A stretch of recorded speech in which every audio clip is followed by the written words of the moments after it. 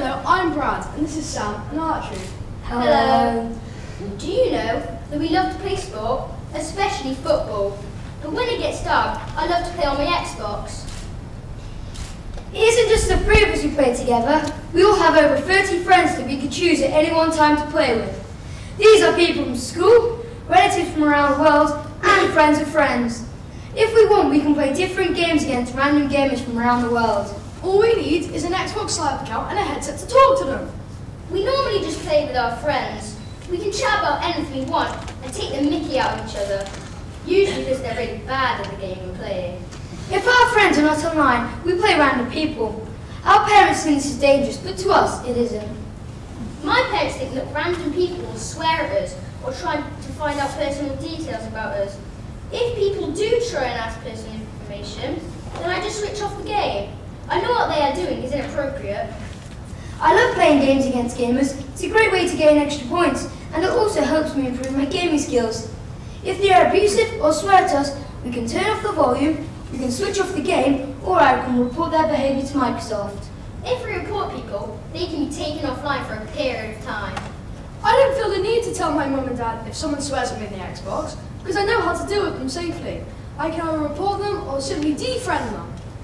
After all, if they're going to act like a fool, I don't want to speak to them again anyway. The main issue I've had is an individual who blackmailed me.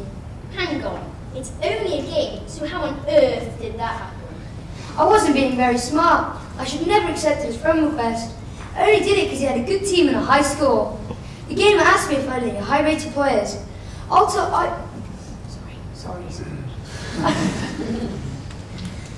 wasn't being very smart. I should never accepted his friend request. I only did it because he had a good team and a high score.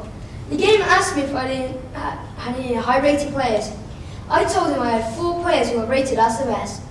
He said that he wanted them or he would pull me to the EA servers, and I was afraid to lose my team. So I gave him the players. Once I did that, I reported him to Microsoft and then quickly deleted him as a friend. Hopefully they banned him, but all I know is I never got my players back. Did you tell your mum and dad? No, I just thought it'd be a waste of their time. We do play games that are not age appropriate. Our older siblings have the game, and we play on it. Like Call of Duty, that's a Cert 16. Our mums and dads know we play on it because they know there is no swearing on the games, but there is pretend violence. Mr. Owens loves to play the game. We don't play against him as we know that it's not allowed to be friends with us online. Mr. Vernon calls it going off the wall.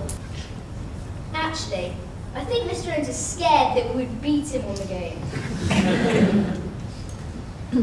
Mr. Owens tells us that it's important not to play for too long because you can be sucked into the game and lose your sense of reality.